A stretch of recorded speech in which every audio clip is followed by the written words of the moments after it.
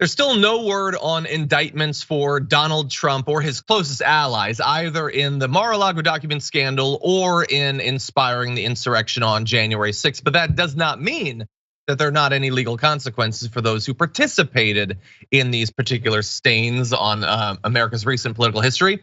In fact, Stewart Rhodes, who's a significant one, the leader of the far-right Oath Keepers militia, was just convicted yesterday, along with one of his subordinates, of seditious conspiracy, as a jury found them guilty of seeking to keep former President Trump in power through an extensive plot that started after the 2020 election and culminated in the actual insurrection. So this is very significant. I mean, look, hundreds and hundreds of people have been convicted of a variety of much lesser charges, but this is the first one for seditious conspiracy. That's the big old one. That means that this was an organized, planned plot. Okay, now there are wrinkles to it that we're gonna dive into, but this is already historic. Now, Mr. Rhodes was also found guilty of obstructing the certification of the election during a joint session of Congress and of destroying evidence in the case. On those 3 counts total, he faces a maximum of 60 years in prison. Obviously, the minimum would be far less than that, and we have no idea what they're gonna end up sentencing him for, and we have no idea when we're even gonna know that, but potentially this could be the rest of his life in prison for participating in the insurrection. We'll have to see. At the same time, the jury found 3 other defendants in the case not guilty of sedition, and they acquitted Mr. Rhodes himself of 2 separate conspiracy charges. So in theory, if you are a right-wing crazy who are inclined to believe that the government is just completely biased and they're just trying to shut these people down, well, this is strong evidence that that is not the case. They didn't convict the others of sedition because they didn't feel they had the strong evidence that this was a pre-planned thing. But for Stewart Rhodes, they made that case and were able to convince them. So the sedition convictions mark the first time in nearly 20 trials related to the attack that a jury has decided that the violence was the product of an organized conspiracy. So very significant. We're gonna get a little bit more into what he did, what he was planning and everything, but JR, we finally got one for seditious conspiracy. Well, yeah, and this is the same guy who, as this trial was going on, there was videos or tapes that came out of him talking about how great it is and how underrated it is to spend some time in jail if you're fighting for the life's blood of America. Hey, bro, you might get your opportunity. And if he decides to maybe appeal this, that means he's fighting against going to jail, which you said is something that you fighters and patriots for American blood and soil have to do. Maybe it's all BS. Maybe you're just trying to get yourself off hook, and while still pushing this grift that you're this badass who tried to help the president try and overturn an election. We'll get to some of those details, I'm sure. But the thing is if you've been a part of it and you've now been convicted, who's the next players? Because he doesn't do it on his own. Sedition by yourself, one single guy, please. Yeah, exactly. You don't plot something like that yourself. I mean, you might try, you might write up a manifesto, but you're not gonna get close. And look, this isn't to say that he's definitely going to spend time in prison. I mean, after all, like, what if Donald Trump became president again? What if he did his amnesty for everyone who participated in the big lie and the insurrection and all of that? That's certainly something that those who've been convicted are hoping is gonna happen. They have reason to believe will happen. We'll have to see. I'm honestly not that convinced. I know you might think, well, John hates Trump. He's definitely gonna assume the worst about what Trump will do as he becomes president. But I also don't think that Trump often rewards loyalty. He could have given these people preemptive pardons. Remember, I mean, you had people like Matt Gaetz and Marjorie Greene be like, please give me a pardon. Even though I totally didn't do anything, please give me a pardon. And Trump was like, no. I'm too busy packing up all these top secret documents. I don't have time. There's no pen around. I just can't do it. So who knows what will end up happening.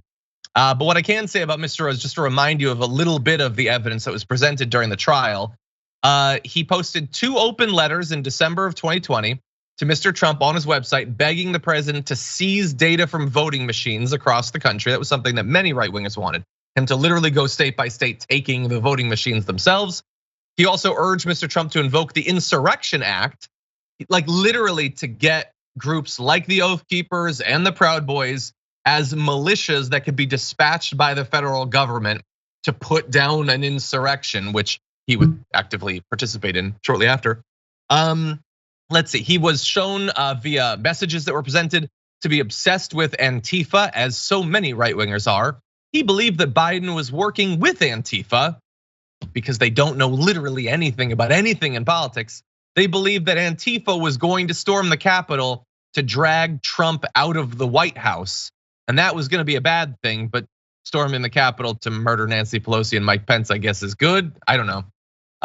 These plots are complicated.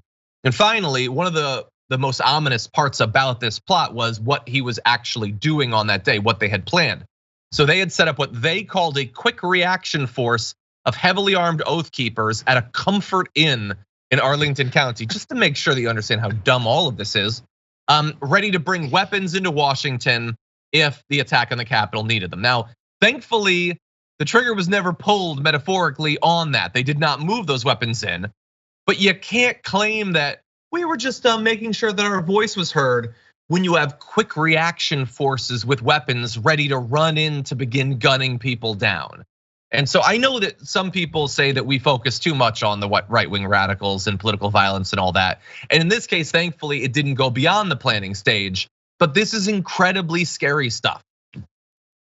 Exactly, bro. It's when you see details like this and we assume this stuff happens in history, we saw historically how devastating and uprisings have become or were happening, and we talk about it as a historical reference.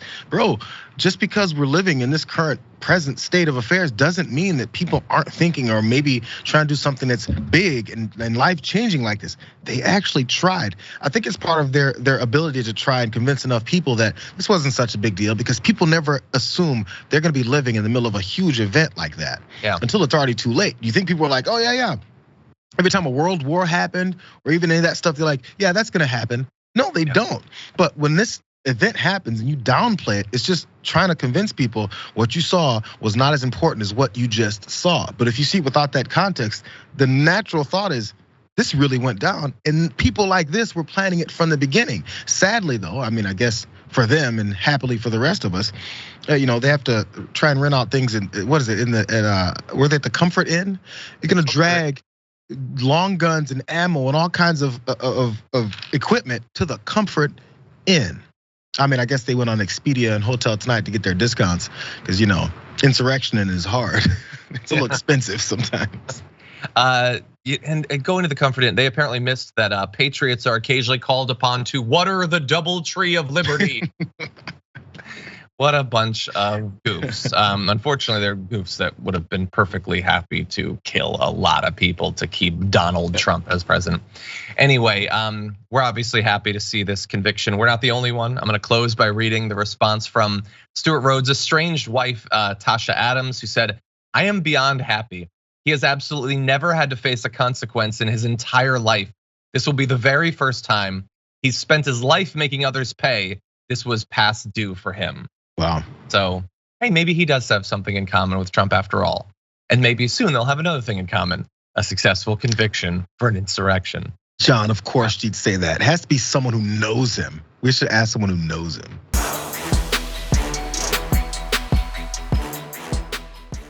Check out the Damage Report podcast each day, wherever you get your podcasts, whether Pocket Casts or Stitcher or iTunes.